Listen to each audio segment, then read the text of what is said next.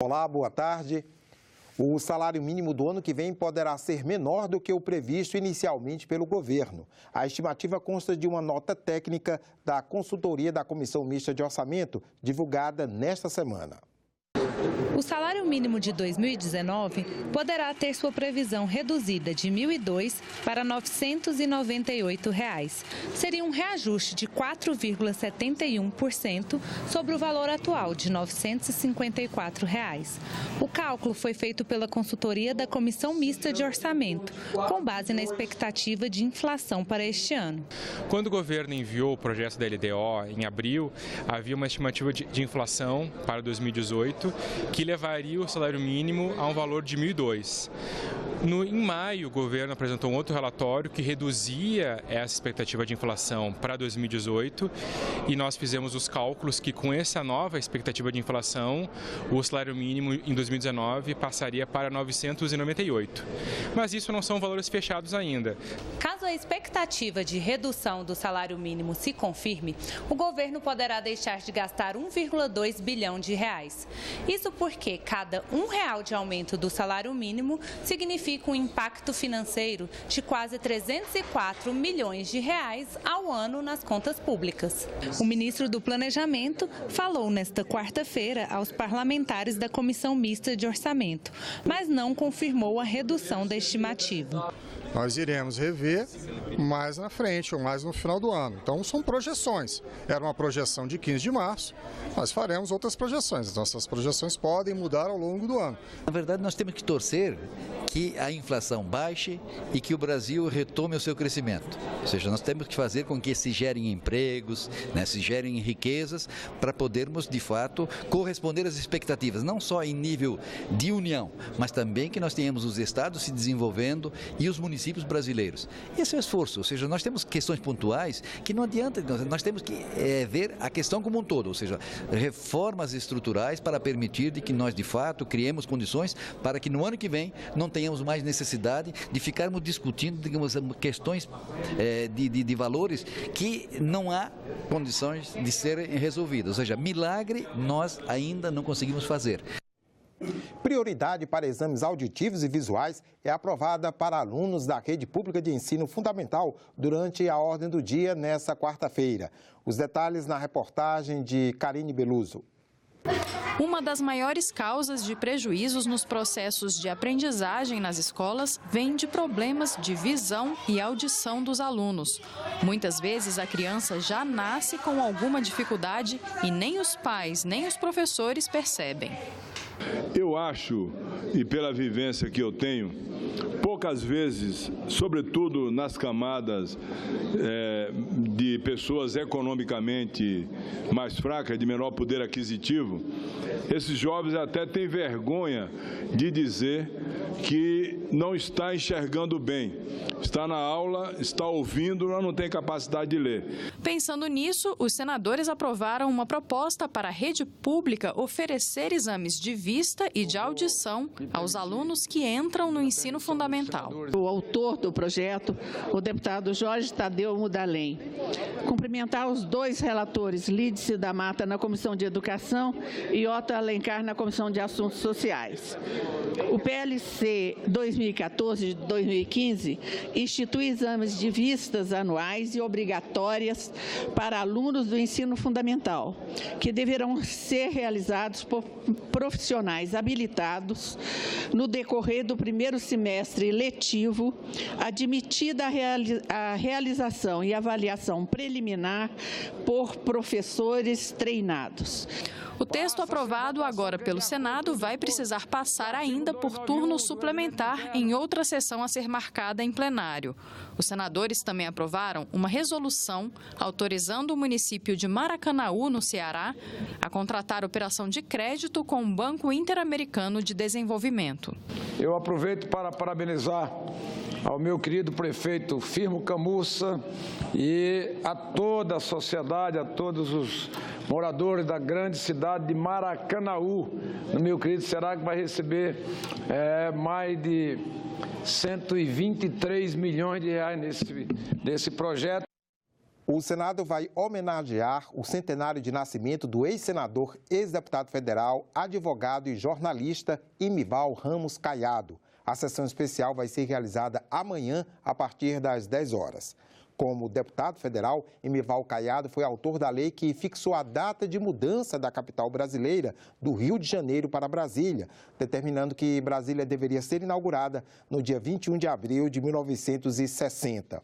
Além disso, Imival foi relator dos principais projetos que estruturaram Brasília no final dos anos 50, auxiliando também o presidente Juscelino Kubitschek a articular e aprovar a mudança da capital. A homenagem foi requerida pelo senador Vicentinho Alves. Projeto de lei que pretende substituir o plástico por material biodegradável na composição de produtos descartáveis está em tramitação no Senado.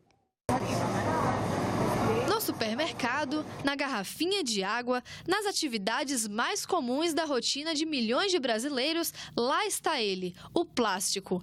A leveza e flexibilidade são facilidades trazidas por esse produto, mas as dificuldades aparecem quando ele vai parar na lixeira, ou pior, quando é descartado nos bueiros, rios e mares. Hoje, o plástico é um problema ambiental que coloca em risco a sustentabilidade do planeta.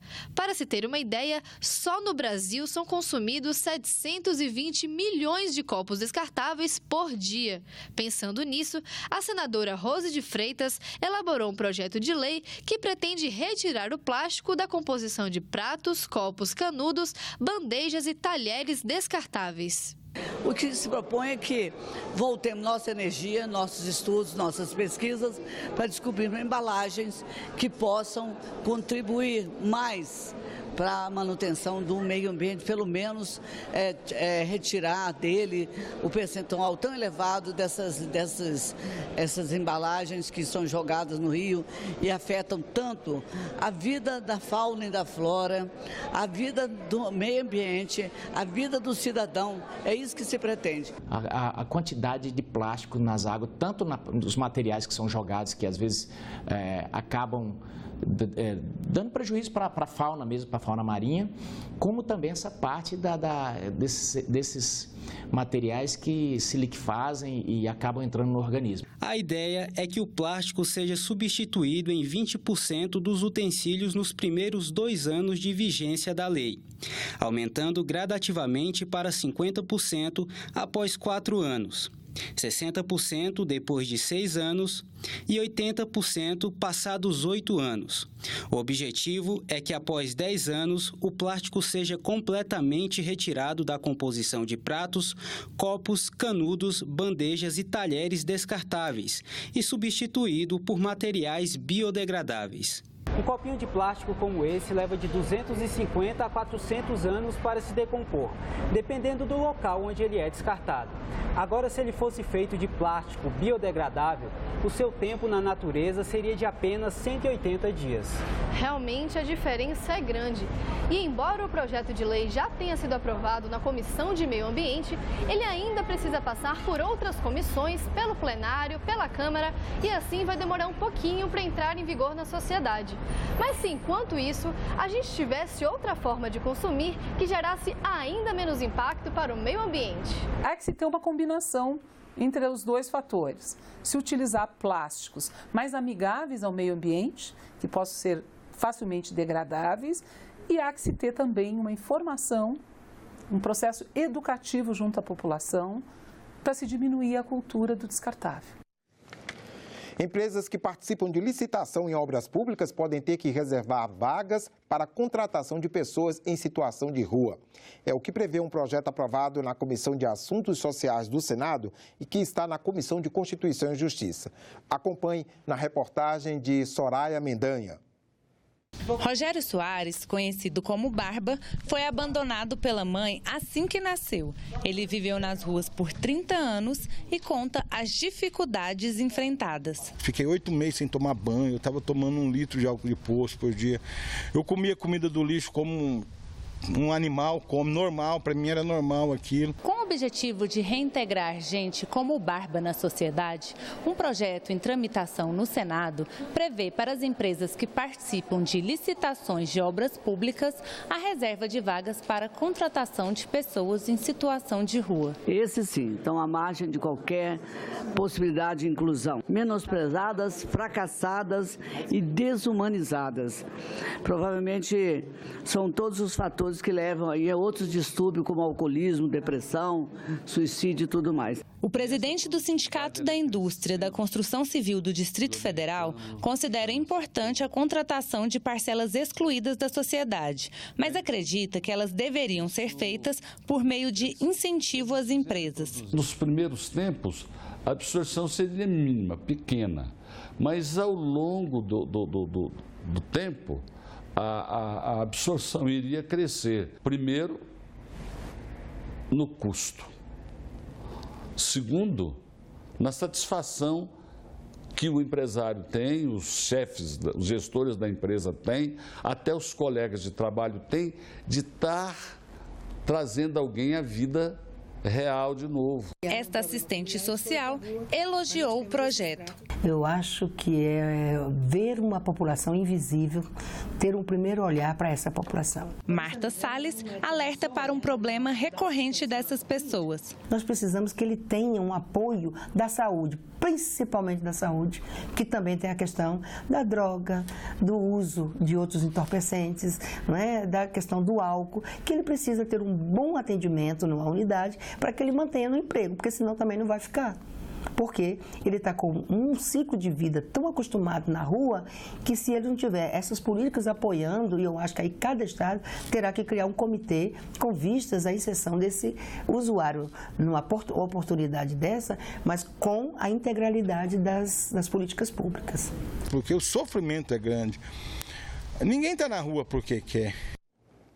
O Senado começa a examinar, nos próximos dias, projeto que regula a desistência de compra de imóvel. Pelo texto aprovado ontem pelos deputados, o comprador que desistir de ficar com o imóvel terá direito a receber 50% dos valores pagos após dedução antecipada da corretagem. Outra proposta aprovada ontem pelos deputados e que vai ser analisada pelos senadores é a que trata das duplicatas eletrônicas. Duplicata é um título de crédito que, por ter força de sentença judicial transitada em julgado, pode ser executada para cobrar débitos decorrentes de operações de compra e venda a prazo, sem necessidade de se recorrer à justiça. No sistema eletrônico, deverão constar os dados de apresentação, aceite, devolução e formalização da prova do pagamento, o controle, a transferência de titularidade, se houver, e o endosso ou o aval, entre outros dados. Ficamos por aqui. Você pode rever as reportagens desta edição na nossa página na internet, senado.leg.br/tv. Obrigado pela companhia e até a próxima.